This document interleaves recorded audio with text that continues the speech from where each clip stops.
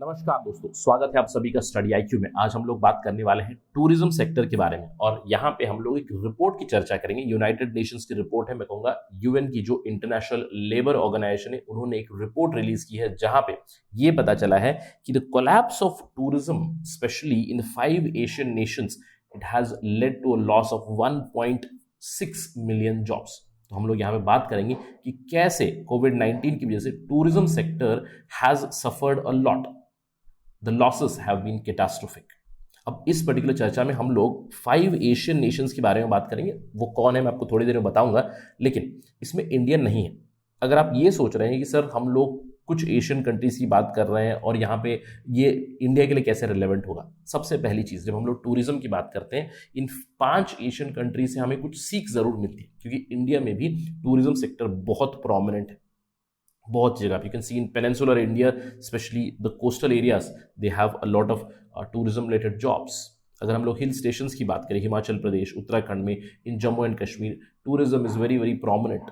In north eastern side tourism is very prominent. तो इन सारी जगहों पे भी उसका इम्पैक्ट होगा। तो हम लोग उस रिपोर्ट के बारे में बात करेंगे, उस रिपोर्ट को अंडरस्टैंड करने की कोशिश करेंगे और अंत में उस रिपोर्ट ने क्या बताया जिससे कि इंप्रूवमेंट की जा सकती है इन टूरिज्म सेक्टर, उसके ऊपर भी बात चलेगी।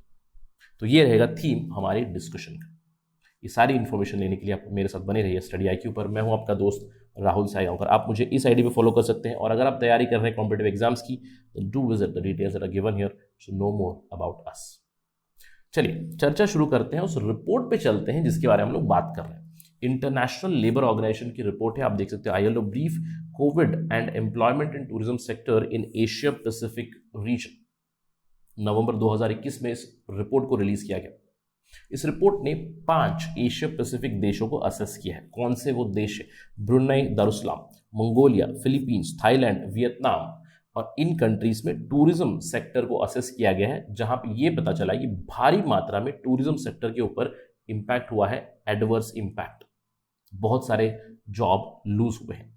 The evidence from these countries shows that tourism related sectors have been impacted 4 times greater than non-tourism related sectors।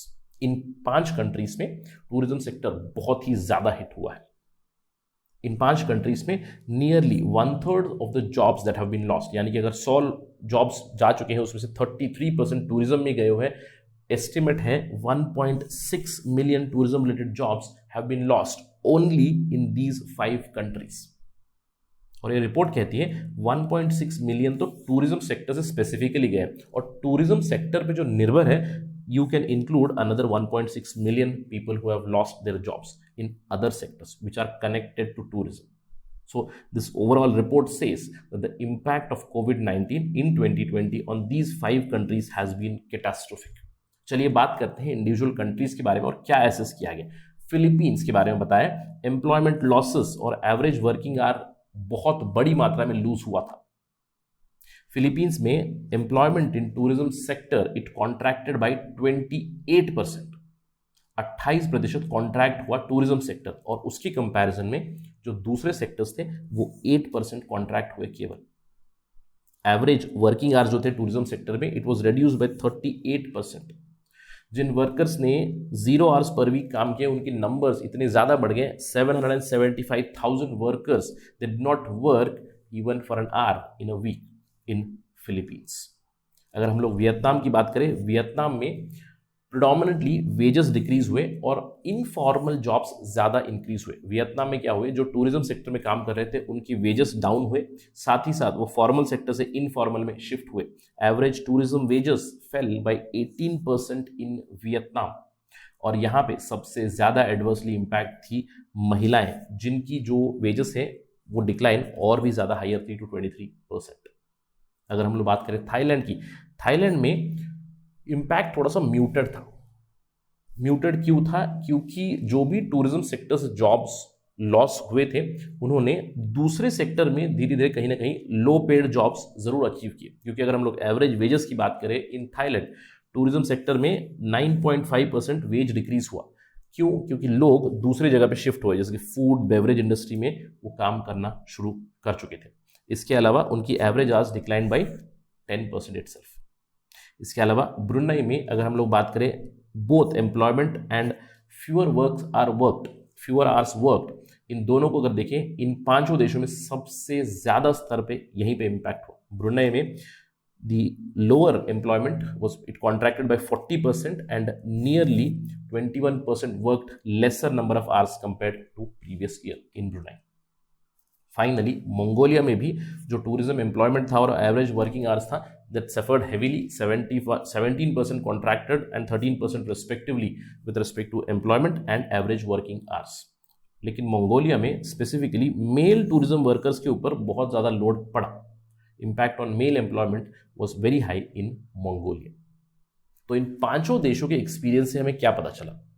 सबसे पहली चीज, tourism sector is a very very important sector जहां पे millions of people look for their own livelihood, लेकिन यहां पे बहुत ज्यादा जॉब लॉसेस हुए and we can correlate that with India also. अब इस चीज को रिजॉल्व करने के लिए क्या कहा इस पर्टिकुलर रिपोर्ट ने, आप देख सकते हो, the vulnerability of tourism sector to the external shocks has been obvious and what is needed is there is a need to rethink medium and long term tourism strategies in these countries। और इसके लिए ILO ने बताया to follow the guidelines on decent work and socially responsible tourism। और अगर हम लोग बात करें इन गाइडलाइंस की, चलिए मैं आपको इस गाइडलाइन पे ले चलता हूँ। इनफैक्ट ये काफी इंपॉर्टेंट डॉक्यूमेंट बनेगा specially for aspirants for preparing for UPSC civil services और स्टेट पीएससी। यहाँ पे आपको कुछ बहुत ही अच्छे सुझाव मिलेंगे। चलिए मैं आपको रिपोर्ट पे ले चलता हूँ और इसे कंटेंट देखते हैं, आपको समझ में आएगा कि क्या बता रहा है इंटरनेशनल लेबर ऑर्गेनाइजेशन। देखिए ये है वो report, ILO guidelines on decent work and socially responsible tourism, 2017 में ये रिलीज हुए थे। अगर आप इसकी पेज नंबर 10 पे जाओगे तो आपको इसकी कंटेंट्स मिलेगी। Let me zoom in a little ताकि आपको दिखाई दे। यहाँ पे जहां जहां कर्सर मूव रहा है वहां पे देखिएगा, designing and implementing sustainable tourism practices to create full and productive employment. तो यहाँ पे क्या करना है, सबसे पहली चीज आपको एक लॉन्ग टर्म स्ट्रैटेजी बनानी है कि टूरिज्म सेक्टर में promote full and productive employment. दूसरी चीज है सस्टेनेबल टूरिज्म एंटरप्राइजेस डेवलप करें और यूथ को इन्वॉल्व करें। टूरिज्म सेक्टर में ह्यूमन रिसोर्स डेवलपमेंट करें।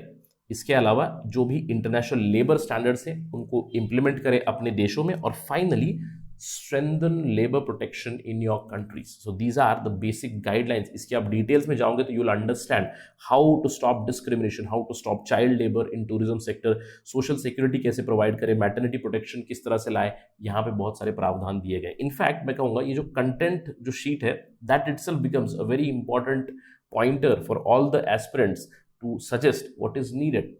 What is needed? You need to improve the labor protection. You need to improve or implement international labor standards. Sustainable tourism के ऊपर focus रखें। तो I'll share this particular document with you on my Telegram channel also so that you can get more information. केवल 40-50 page की ये जो report है, important pages are hardly 30 to 40. Just refer it and create a database for yourself with respect to tourism sector. That is it in this particular lecture. Thank you for watching this. Jai Hind.